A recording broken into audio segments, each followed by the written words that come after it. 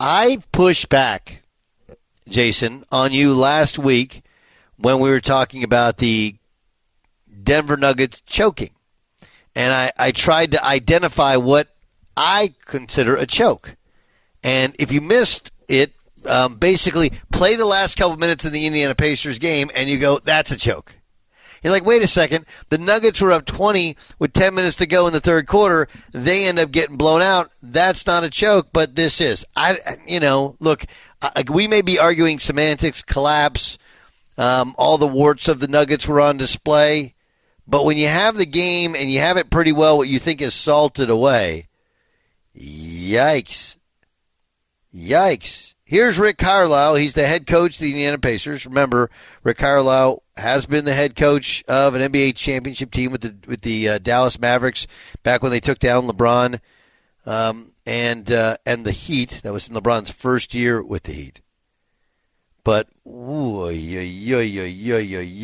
a mess that this thing was. I mean, just a mess. Here's Carlisle after the game. This loss is totally on me. With 10 seconds in regulation, we should have just taken the timeout, advanced the ball, and found a way to get it in and made a free throw or two and ended the game. But it didn't happen, and we made some other mistakes. But our guys just need to concentrate on fighting the way they fought in this game from start to finish, and we'll be back Thursday. Well, look, you're up 5, and then you're up 2, and Jaylen Brown makes 2 free throws. You're up 1. Then you go up 2 on an Andrew Nembhard bucket. A step back. You have the ball with 10 seconds to go. Up 3. All you have to do is get the ball in, chin the basketball. Remember, in the NBA, and I'll just point this out, the NBA's free throw rules at the end of the games have to change. You're like, what do you mean? Okay, so the lane line is wider in the NBA than in any other part of basketball. The three-point line is deeper.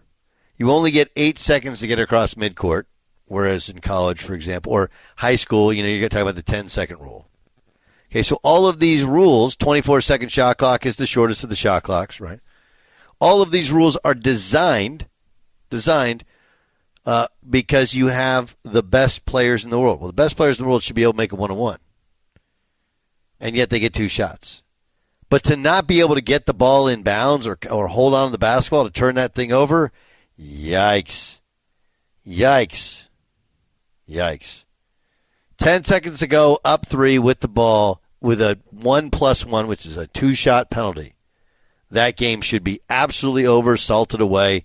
There's just not enough time if you make one of the free throws to lose that game.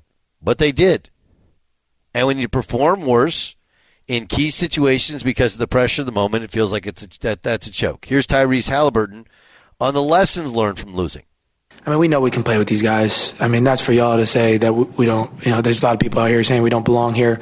We don't really care. We know we belong.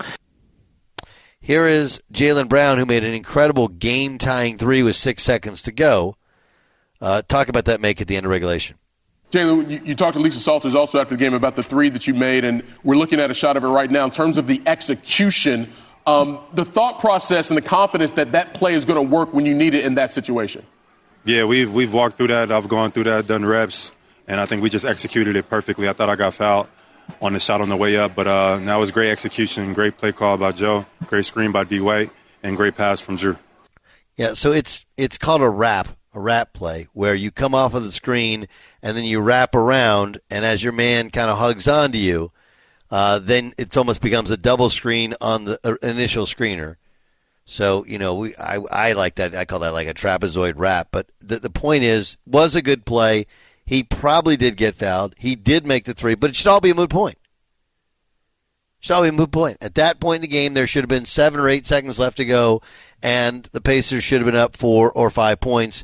And even that 3, which the Celtics had to throw it in to get it, even that 3, that 3 shouldn't have really affected the game. Then, of course, the Pacers get the ball at the net, throw it in quick, get fouled, make 2 free throws, and then, of course, there's like a length of the court heave, and the Celtics lose. Instead, it's the Celtics that win. And, I want to be very cautious of not doing the hot take thing, that because the Pacers lost, they have no chance of winning the series. They wouldn't have been able to play so well against the Celtics the entire game if they had a chance.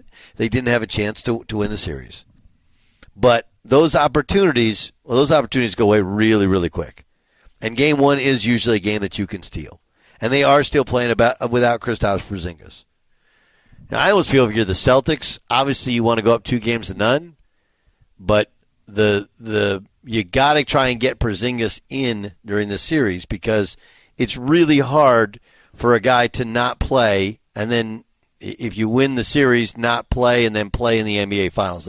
The level of intensity just too difficult to catch up to. On the other hand, you could see him coming back and playing early. And maybe, look, he played great at the start of the year and they didn't play much in the preseason. So what do I know? But I that type of loss is devastating. Those are the ones that make these guys look like old men. Those are the ones that make Coach where they just don't even feel pain anymore because he's taken such a pummeling in the media. You're up 3 with the ball, 10 seconds to go, and you don't get it inbounds, you kind of deserve to lose. Dan, go ahead, buddy. Yeah, I don't think that the Pacers choked. I think that the Pacers gave it away. And I think that there's a big difference. Like not being able to get the ball, inbounds is not a sign of succumbing to the pressure. It's a sign of what the Pacers have had problems with. You saw it throughout the game. Ball handling. It felt like more than on one occasion, Tyrese Halliburton, for as great as he is, just completely loses the ball out of bounds. I think even in that final minute sequence whether it was in regulation or in overtime. But like this is the stuff that the Pacers do, which makes you so, infuriated if you're a Pacers fan because they can look so good and play so well at times.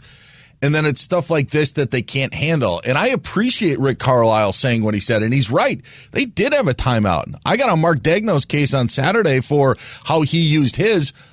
I get on Carlisle for not using that one or telling them hard to use the timeout if you can't get it inbounds. Granted, still up 3, you have to play defense, and somehow they let Jaylen Brown get a shot off in the corner.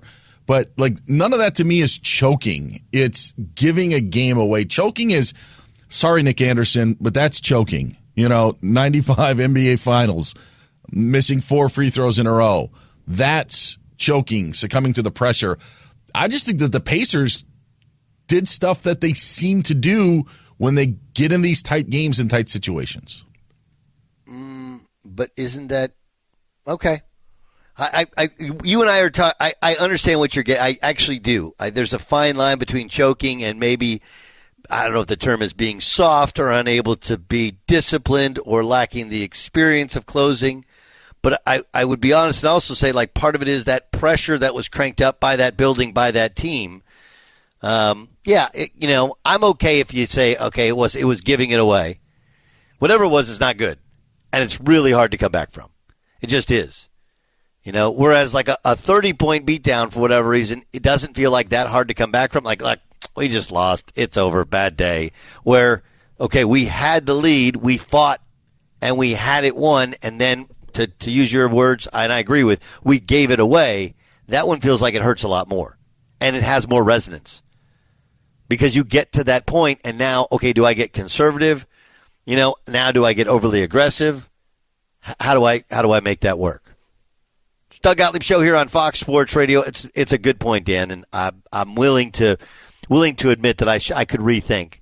I do think that when you can't get the ball in bounds and you're a good passer and you get there's a little choking to it, but also giving it away is a accurate depiction of what took place.